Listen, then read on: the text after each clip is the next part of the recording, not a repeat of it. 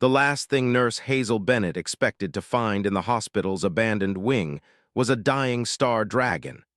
Of course, she hadn't expected to be fired that morning either, so apparently, it was a day for surprises. She stood in the doorway of the dusty storage room, clutching her box of personal belongings, and stared at the creature that definitely shouldn't exist.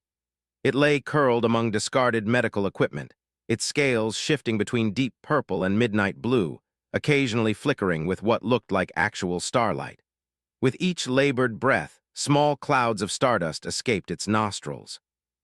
"Well," Hazel muttered, setting down her box, "at least I'm already fired. Can't get fired twice for the same day." The dragon's eyes fluttered open as she approached. They were silver, like moonlight on water. A weak rumble escaped its throat, not quite a growl, more like a question. "I'm going to help you," Hazel said softly, pulling on a pair of gloves from her pocket. "Though I have to admit they didn't cover dragon anatomy in nursing school." The creature made another sound, this one almost like a laugh, before its eyes closed again. Hazel's trained eye could see it was in serious distress. Its breathing was shallow, and strange, dark patches were spreading across its stellar scales like oil on water. She reached for her medical scanner, an experimental prototype she'd been testing for the hospital before they decided her unconventional methods weren't welcome anymore. The device hummed to life, projecting holographic readouts that made absolutely no sense. The dragon's biological makeup seemed to shift between matter and energy, like it existed in multiple states simultaneously. "Of course you couldn't make this easy," Hazel sighed, adjusting the scanner's settings. That's when she noticed something odd. There was a pattern to the darkness spreading across the dragon's scales, almost like. "This isn't a disease," she realized aloud. "It's a frequency. Something's interfering with your natural energy pattern." The dragon's eye opened again, fixing her with an intense silver gaze. Hazel felt a sudden pressure in her mind, like someone knocking on a door. After a moment's hesitation, she mentally opened it. "Clever human," a voice echoed in her thoughts. "The hunters, they use disruption fields, trap us, harvest our essence." "Hunters?" Hazel frowned, already reaching for her scanner's frequency modulation controls. "Well, they picked the wrong day to mess with one of your kind. I've got 12 years of emergency medicine experience and a newly unemployed status that means I don't have to file any paperwork for this." She adjusted the scanner to emit a counter-frequency, hoping it would neutralize the disruption field. The dragon's scales immediately brightened, the darkness receding like tide going out. Its breathing deepened, becoming more regular. "You have great power in you," the dragon observed, its mental voice stronger now, "to heal what should not exist in your reality." "I've got student loans and a caffeine addiction," Hazel corrected, checking the dragon's vital signs as they stabilized. "The power is all yours. I just helped your body remember how to use it." The dragon slowly rose to its feet, unfurling wings that seemed to contain entire nebulae. "You are too modest, Hazel Bennett. There is a reason I chose to crash here in this hospital on this day." Hazel stepped back, suddenly very aware that she was alone in a room with a creature that could probably sneeze supernovas. "You chose to crash here. We have been watching your world watching you.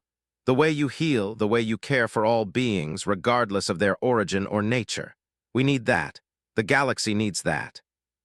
Before Hazel could process that statement, alarms began blaring throughout the hospital. Through the storage room's small window, she could see strange lights in the sky, not stars, but ships, their designs unlike anything human engineering had conceived. The dragon stretched its wings, starlight rippling across their surface. "The celestial conclave approaches. They come with an offer for you, Hazel Bennett, a chance to heal not just bodies, but the very fabric of reality itself." Hazel looked at her box of belongings, then at the impossible creature before her, then at the ships descending from the sky. She thought about her firing that morning, about how the hospital administrator had called her methods too experimental, too risky. A smile slowly spread across her face. "Well," she said, pulling off her gloves, "I did always want to expand my practice." Celestial Conclave's arrival was anything but subtle. As their ships descended through Earth's atmosphere, they left trails of iridescent light that made the aurora borealis look like a cheap light show. Hazel stood in the hospital's parking lot, the star dragon at her side, watching as three vessels that looked like they were carved from living crystal touched down. "I'm guessing this isn't exactly a standard diplomatic visit," she muttered, straightening her scrubs. The dragon's mental chuckle echoed in her mind. "The Conclave does not do standard anything," it replied, "but they have been seeking someone like you for centuries." Before Hazel could ask what that meant, the ships opened. The beings that emerged made her medical mind buzz with fascination. They appeared to be made of pure energy contained within crystalline exoskeletons, each one glowing with a different spectral signature. Their movements were fluid, almost musical, as if they were conducting an orchestra only they could hear. The leader, distinguished by its more complex crystalline structure, approached. Its voice somehow manifested directly in the air around them, vibrating at frequencies that translated into words. "Hazel Bennett," it said, "I am First Resonator Quantum. We have traveled far to meet you." Hazel raised an eyebrow. "All due respect, First Resonator, but until about an hour ago I was just a nurse who got fired for treating her patients too, creatively. What could possibly interest beings like you?" "We have been monitoring your healing techniques." Another member of the conclave stepped forward. "Your intuitive understanding of energy patterns, your ability to see connections others miss. You healed our stellar scout without any prior knowledge of celestial biology." The dragon beside her dipped its head. "I am not merely a crashed visitor, Healer Bennett. I am a seeker, tasked with finding those rare beings who can bridge the gap between physical medicine and energy healing." First Resonator Quantum's crystalline form pulsed with what might have been excitement. "We face a crisis, Healer Bennett. Across the galaxy, beings of pure energy and magical essence are falling ill. Traditional medicine fails them because their ailments exist beyond the physical realm. We need someone who can understand both worlds." Hazel frowned, her mind already racing with possibilities. "You're talking about some kind of interdimensional epidemiology, treating diseases that exist in multiple states of reality simultaneously." "Precisely," the First Resonator hummed. "We offer you a position as the first human member of the Galactic Medical Corps, Special Division for Ethereal Healing. You would have access to technology and knowledge beyond your world's current understanding." As if to demonstrate, one of the conclave members waved its crystalline appendage, projecting a hologram of what appeared to be a medical bay that defied physics. Instruments that worked with both matter and energy, diagnostic tools that could peer into multiple dimensions, and healing chambers that could manipulate the very fabric of reality. "And if I refuse?" Hazel asked, though her heart was already racing with excitement.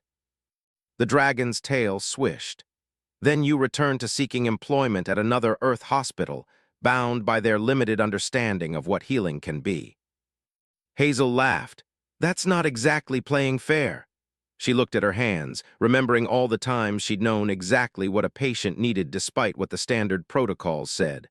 All the times she'd been called reckless or unorthodox for following her instincts.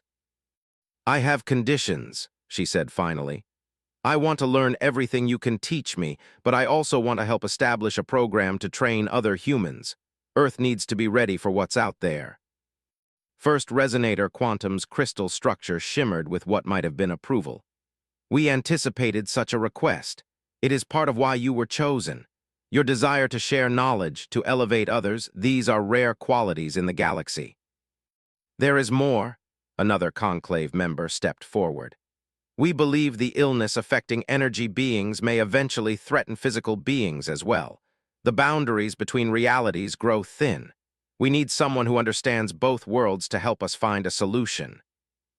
Hazel nodded slowly, her mind already cataloging the implications, the possibilities, the challenges ahead. She thought about her grandmother, who taught her that healing was about more than just medicine. It was about seeing the whole person, understanding their story. "When do we start?" she asked. The dragon's wings unfurled, scattering stardust across the parking lot. "Now, if you are ready, time moves differently in the realms we must visit." First resonator quantum extended what might have been a hand, its crystalline structure reconfiguring into an invitation. Your first lesson begins aboard our vessel. We will show you how to see beyond the veil of physical reality to understand the energy patterns that connect all living things. Hazel took one last look at the hospital behind her, at the box of belongings still sitting in that storage room. Then she squared her shoulders and stepped forward. "Well," she said, "I always did want to specialize in something unique." As she boarded the crystalline ship, following beings made of light and stardust, Hazel couldn't help but smile. Somewhere, her old nursing instructor was probably having a fit about proper medical protocols. But then again, there probably wasn't a protocol for treating patients who existed in multiple dimensions. She had a feeling she was about to write some new ones. The Celestial Conclave's medical station defied everything Hazel thought she knew about healthcare facilities.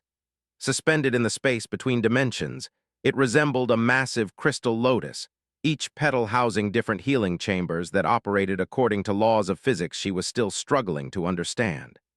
After 3 months of training, she still got lost at least twice a day.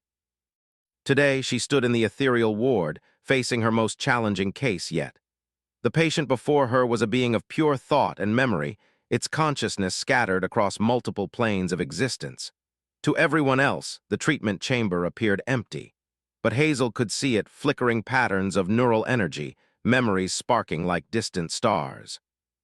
"Focus, Healer Bennett," her instructor, a being called Resonator Echo, hummed beside her. Unlike the crystalline forms of the Conclave leadership, Echo appeared as a shifting aurora of blues and greens, their form constantly flowing like a river of light. "Tell me what you see." Hazel adjusted the settings on her new medical visor, a device that helped her perceive energy patterns across dimensional boundaries. The patient's thought patterns are fragmenting. It's like watching a library where all the books are trying to fly off to different rooms at once. "Excellent observation," Echo pulsed with approval. "And how would you treat such a condition?" Hazel bit her lip, studying the scattered energy before her. 3 months ago, she would have said this was impossible. But she'd learned that healing energy beings wasn't so different from treating physical patients. It was all about restoring balance, finding the right frequency. "We need to create a resonance field," she said finally, reaching for the dimensional harmonizer. "Something that matches their base frequency but provides a stable pattern for their thoughts to align with. Like giving them a melody to follow when they've forgotten the song." Echo's aurora brightened. "Proceed." Hazel activated the harmonizer, carefully tuning it to match the fragments of consciousness she could see. The device hummed to life, emitting waves of pure harmonic energy. Slowly, the scattered thought patterns began to respond, drawing together like iron filings to a magnet. That's when everything went wrong. The patient's energy suddenly spiked, their consciousness patterns flaring with chaotic intensity. Warning alarms blared across multiple dimensional frequencies as the being's thoughts began to collapse in on themselves. "Stabilize them," Echo called out, their aurora form flickering with concern. But Hazel was already moving. She dropped the harmonizer and did something that would have gotten her fired from every hospital on Earth. She reached out with her bare hands, directly into the field of conscious energy. The sensation was indescribable. It was like plunging her hands into a stream of pure thought, feeling memories and ideas rush past like water. She could sense the patient's panic, their fear of dissolution. "Listen to me," she spoke both with her voice and her mind, remembering what the star dragon had taught her about multi-dimensional communication. "Focus on my voice. Feel the pattern of my thoughts. Use them as an anchor." The chaotic energy began to slow, responding to her presence. Hazel carefully projected a sense of calm, of stability, creating a framework of coherent thought that the scattered consciousness could cling to. Gradually, the patient's energy patterns realigned, condensing back into a stable form. When it was over, Hazel stumbled back, her hands tingling with residual energy. Echo moved to steady her, their aurora form rippling with what might have been concern. "That was," Echo paused, searching for the right words, "unprecedented. Direct neural interface with a pure thought form is extremely dangerous, and yet it worked perfectly. Hazel flexed her fingers, still feeling echoes of the patient's consciousness. Sometimes you have to break protocol to save a life. That's true in any dimension. Indeed, a new voice joined them, and Hazel turned to see First Resonator Quantum entering the ward, their crystalline form gleaming. And it is exactly why we need you, Healer Bennett. You are helping us understand that there are aspects of healing we have yet to discover. But something in their tone made Hazel pause. What aren't you telling me? I've treated dozens of energy beings since I arrived, and they're all showing similar patterns of degradation. This isn't random, is it? First Resonator Quantum's crystal structure dimmed slightly. No, we believe these cases are connected to a larger crisis, one that threatens the very fabric of reality itself. Hazel thought about the patient she'd just treated, about how their thoughts had seemed to be pulled apart by some external force. Someone's doing this deliberately, she realized. Someone's attacking beings of pure energy, but why? That, Echo said softly, is what we need you to help us discover. Because whoever they are, they're growing bolder, and we fear they may soon turn their attention to physical beings as well.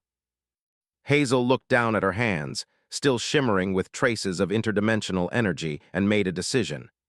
Then we better figure out how to stop them. Show me everything you know about these cases, all of them.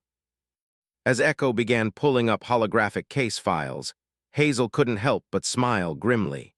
She'd wanted to expand her medical practice, and now here she was, trying to cure a disease that threatened multiple dimensions. Somewhere, her old nursing supervisor was probably having an aneurysm just thinking about it. The medical archives of the Celestial Conclave stretched across 11 dimensions, which made research a particular challenge.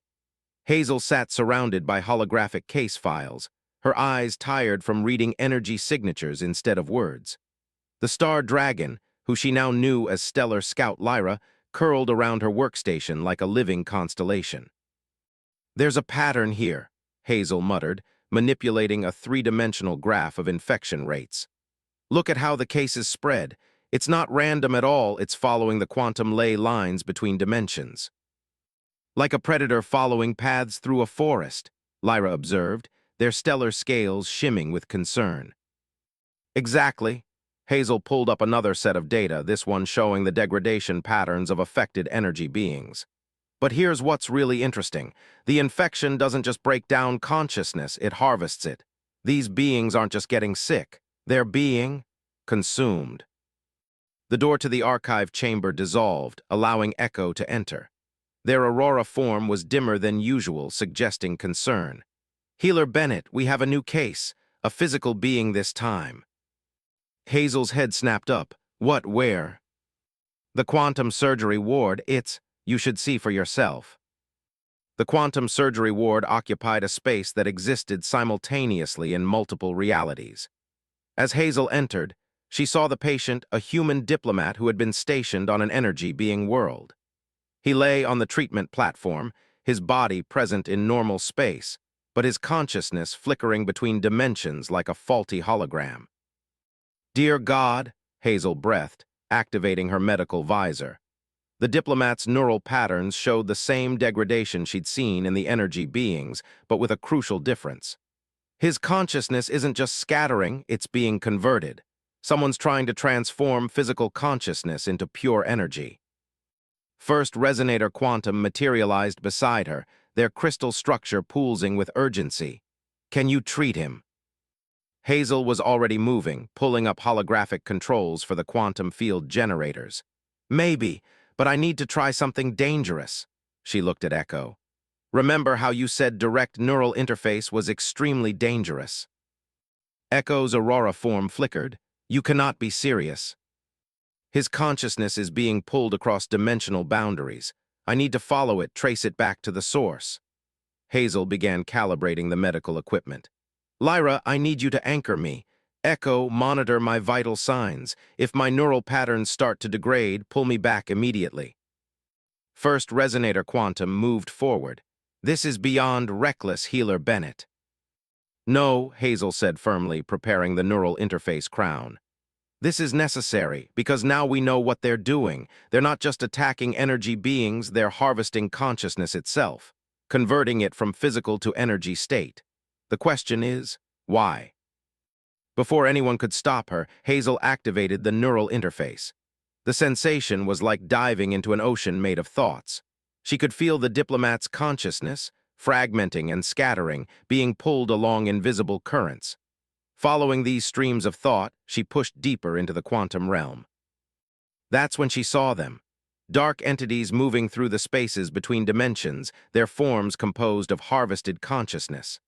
They were like inverse stars, holes in reality that consumed light and thought instead of emanating them. And they were organized, working with purpose. Hazel, Lyra's mental voice reached her. Your neural patterns are destabilizing. You must return. But Hazel pressed on, following the dark entities to their destination. What she saw made her gasp in horror.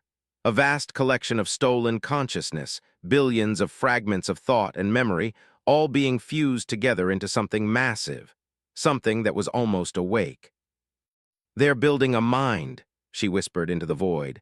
A consciousness large enough to exist across all dimensions simultaneously. There. Suddenly, the dark entities noticed her presence. They turned, their non-existence focusing on her like the attention of a black hole. Hazel felt her own consciousness begin to unravel under their gaze. Return now, Lyra's voice thundered through her mind. Hazel felt a sharp tug, and then she was back in her body, gasping and shaking on the quantum surgery ward floor. Echo helped her sit up while First Resonator Quantum stabilized the diplomat's neural patterns using the information from Hazel's interface. What did you see? They asked. Hazel's hands trembled as she removed the neural interface crown. They call themselves the Void Architects. They believe consciousness is wasted on individual beings. They're harvesting it to build something new, something that would exist everywhere, everyone, all at once, a god of their own making. The room fell silent. Finally, Echo spoke. If they succeed, reality itself would be rewritten, Hazel finished. Everything that makes us individuals, our thoughts, our memories, our very sense of self, would be consumed by their artificial deity. She struggled to her feet, her nurse's determination overriding her fear. We need to warn everyone, physical beings, energy beings, everyone, because now we know we're not dealing with a disease. We're dealing with a cult, First Resonator Quantum said gravely. Hazel nodded, already pulling up new holographic displays. And we need to find a way to stop them before they complete their work. Because I've seen what they're building, and trust me, we don't want that thing waking up.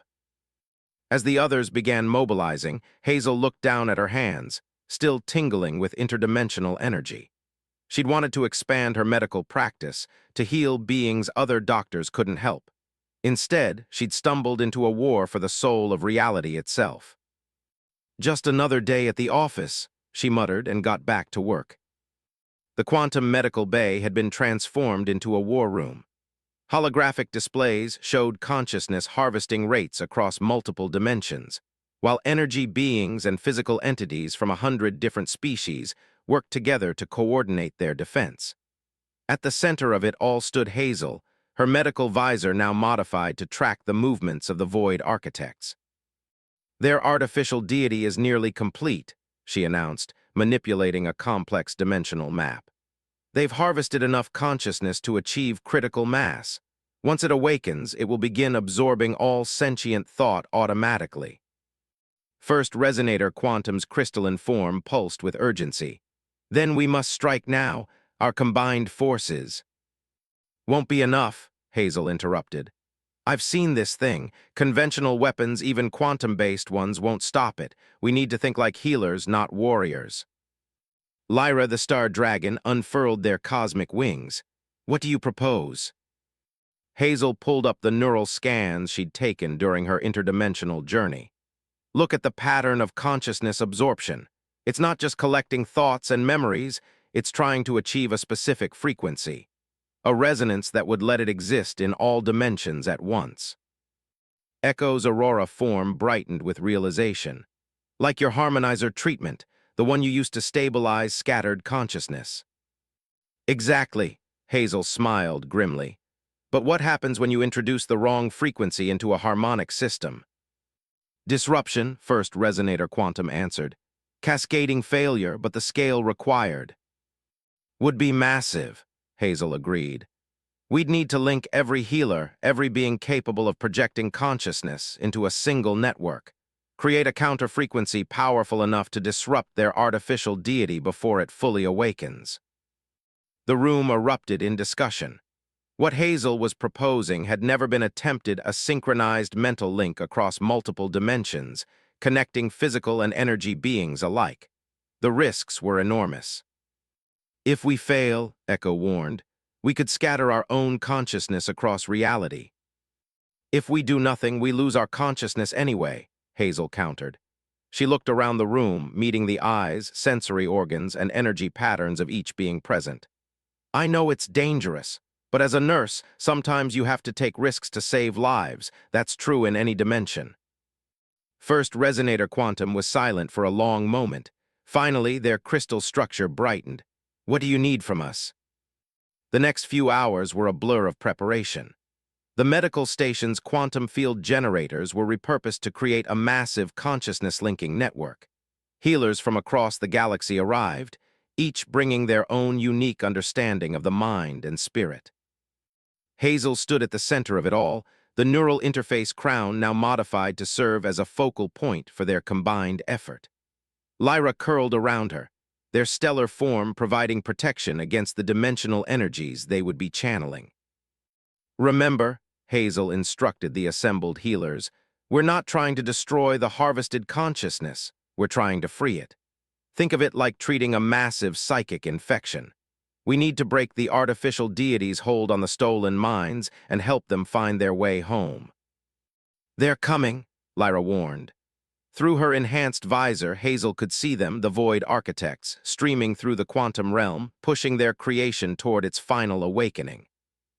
Now, Hazel activated the neural interface. Instantly, she felt the minds of thousands of healers connecting through her. Physical consciousness merged with energy patterns, creating a harmony of thought that stretched across dimensions. The artificial deity loomed before them in the quantum realm, a vast storm of stolen minds swirling around a core of absolute darkness. As they watched, it began to pulse, approaching consciousness. Hazel took a deep breath.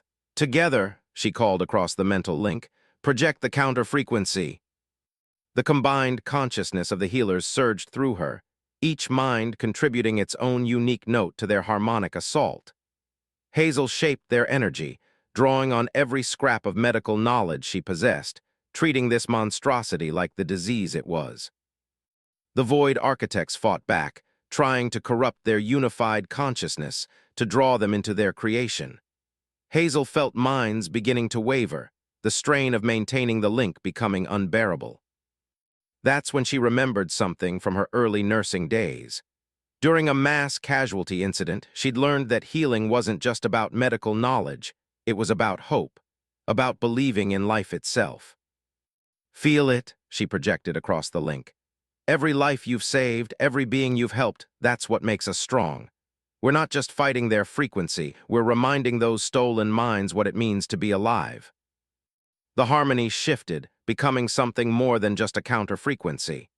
It carried with it the essence of healing itself, the joy of consciousness, the beauty of individual thought, the miracle of being. The artificial deity's rhythm faltered. Cracks appeared in its dark core as the harvested minds began to resonate with the healer's song. The void architects screamed in frequencies that shattered quantum reality, but it was too late. With a sound that echoed across dimensions, their creation broke apart. Freed consciousness scattered like stars being born, each mind finding its way back to where it belonged. The void architects, their great work undone, fled into the spaces between dimensions.